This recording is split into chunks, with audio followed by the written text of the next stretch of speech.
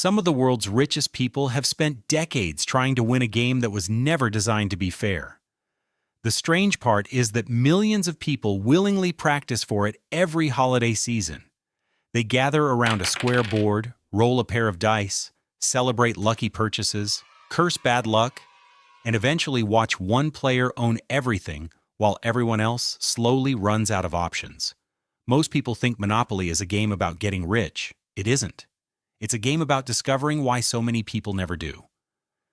And hidden beneath the colorful money and tiny metal tokens is a financial lesson so uncomfortable that once you see it, you'll never look at wealth the same way again.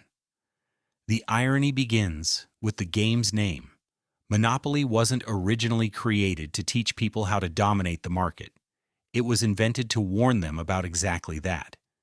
In 1904, a woman named Elizabeth Magie designed a board game called the Landlord's Game.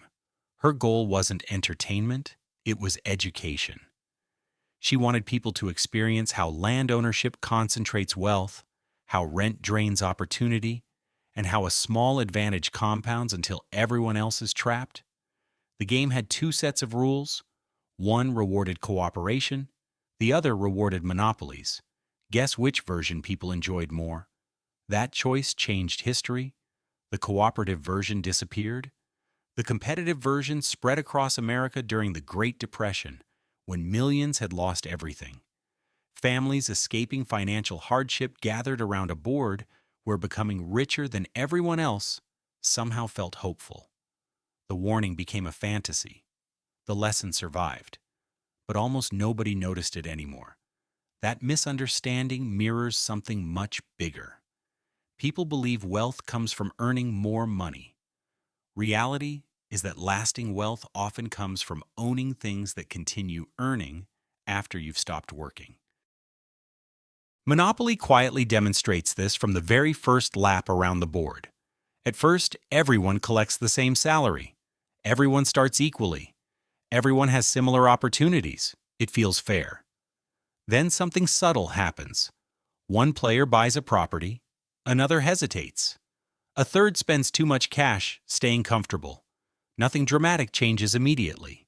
In fact, the cautious player may look smarter. They have more cash, more flexibility, less risk, until someone lands on the property. Then it happens again and again. Money starts flowing in only one direction. That's the first hidden lesson. Income keeps you alive. Ownership changes the game. This is exactly what happened to one of history's wealthiest entrepreneurs.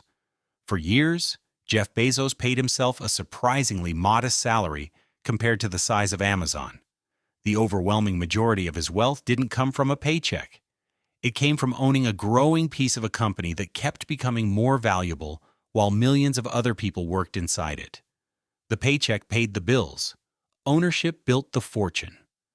The human brain struggles to understand this because evolution trained it to chase immediate rewards. For thousands of years, survival depended on what could be gathered today, not what might grow 10 years later. Behavioral economists call this present bias. The future feels abstract. Cash in your hand feels real. That's why buying a new phone often feels more satisfying than buying a stock, even if one loses value while the other has the chance to multiply. Monopoly exploits that instinct perfectly. Early in the game, buying every property feels reckless. Holding cash feels safe. But safety slowly becomes a trap.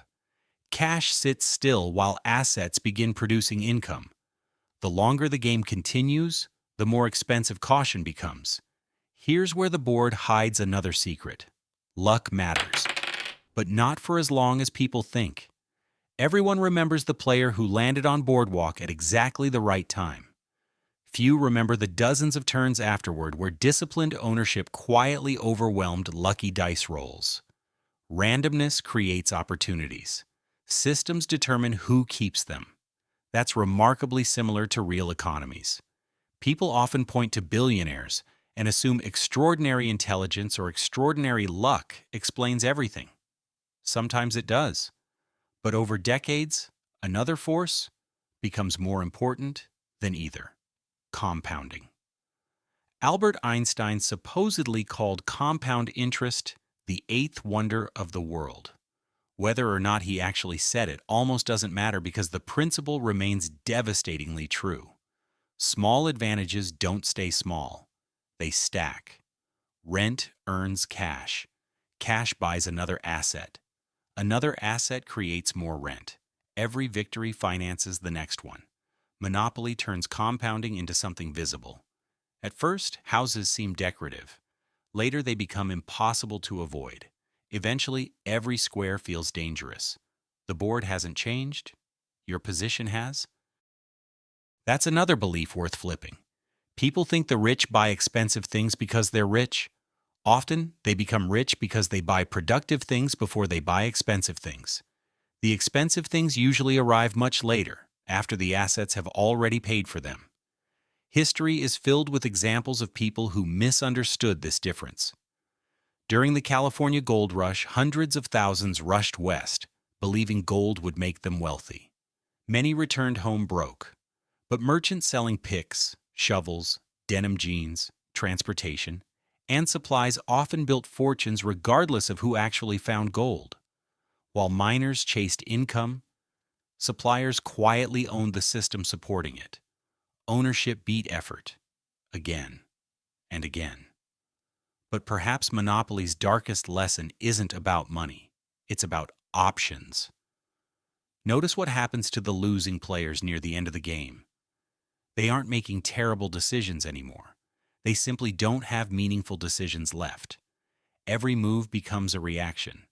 Every roll creates another payment. Every attempt to recover becomes harder, because previous choices have already reduced future possibilities. Scarcity changes behavior. Psychologists have repeatedly found that financial pressure narrows attention. When resources become limited, the brain focuses on surviving today instead of planning tomorrow. That makes long-term thinking dramatically harder, creating a vicious cycle where short-term decisions produce even fewer future options. The game isn't mocking bad players. It's demonstrating how systems create momentum, which leads to one final contradiction. Most people think Monopoly rewards greed. It actually rewards patience. The winning player isn't usually the one spending the most. They're often the one delaying gratification the longest, sacrificing comfort for ownership, while everyone else mistakes visible wealth for real wealth. That's why the tiny greenhouses matter more than the colorful money. The cash constantly changes hands. The houses stay. And perhaps that's the biggest lesson hidden inside the box. Every turn of Monopoly asks the same question in a different form. Do you want something that feels valuable today, or something that quietly becomes more valuable tomorrow? Most people answer without realizing they're answering, not just on the board, but every week, every paycheck, every financial decision they make. Elizabeth Magie tried to warn the world that monopolies concentrate wealth. Instead, the world accidentally turned her warning into one of the best-selling games ever made. Yet the original message never disappeared. It was hiding in plain sight all along. Because Monopoly was never really about rolling the right number. It was always about understanding that the dice decide where you land. But ownership decides where everyone else eventually ends up.